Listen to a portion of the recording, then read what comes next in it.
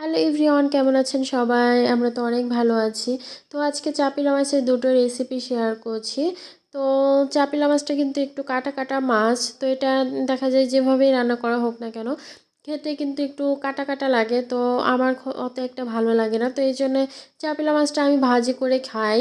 তো ওভাবে আমার রান্না করে খেলে ভালো লাগে। বাট হাজব্যান্ড বলেছে তার জন্য যেন বেগুন দিয়ে রান্না করি, তো এই জন্য তার জন্য আগে বেগুন দিয়ে চাপিলা মাছটা রান্না করবো। এই জন্যে কাঁচামরিচ পেঁয়াজ কুচি করে নিয়েছিলাম, তো সেটাতে বাটা মশলা এবং গুঁড়ো মশলা দিয়ে খুব ভালো করে মেখে নিয়েছি। তো এই মাখানোটা কিন্তু খুব ভালো করে করতে হবে। তো তারপরে কেটে ধুয়ে রাখা বেগুনগুলো দিয়ে দিয়েছি, বেগুনগুলো দিয়ে এই পর্যায়েও খুব ভালো করে মাখিয়ে নিতে হবে।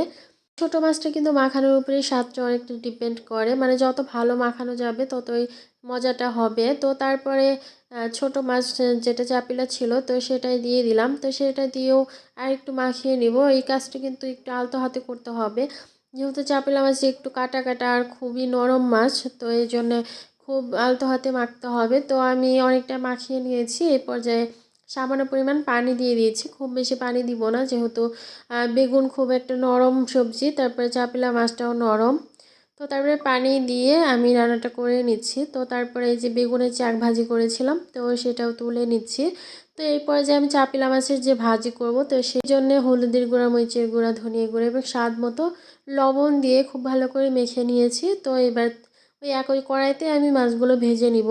তো তারপরে ওই একই বাটিতে আমি কাঁচামরিচ এবং পেঁয়াজ, তারপরে একটা আলু কুচি দিয়েছিলাম, তো সেটা একটু মাখিয়ে তারপরে ওই একই কড়াইতে মাছের এক সাইডে দিয়ে দিলাম। তো এখন ভাজি করে নিব। মাছগুলো একদমই জড়ো হয়ে আছে, তো এই জন্য একটু ছাড়িয়ে নিলাম।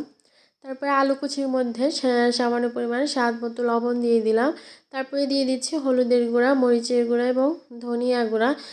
তো এটা কিন্তু আগে থেকে মাখিয়েও দেওয়া যাবে, কেউ চাইলে মাখিয়ে তারপরে তেলের ভেতরে দিতে পারে।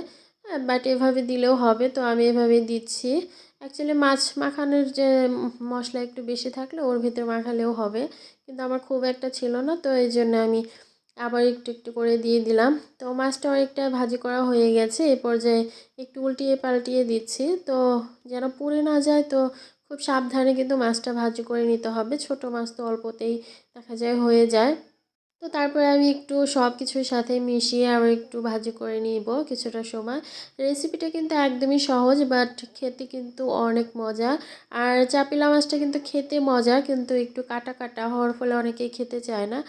তো আমার মতো কিন্তু এরকম কুচি পেঁয়াজ এবং আলু দিয়ে ভাজি করে খেতে পারেন, তো খেতে কিন্তু অসম্ভব মজা। তো কথা বলতে বলতে আমার রান্না কিন্তু একদমই কমপ্লিট।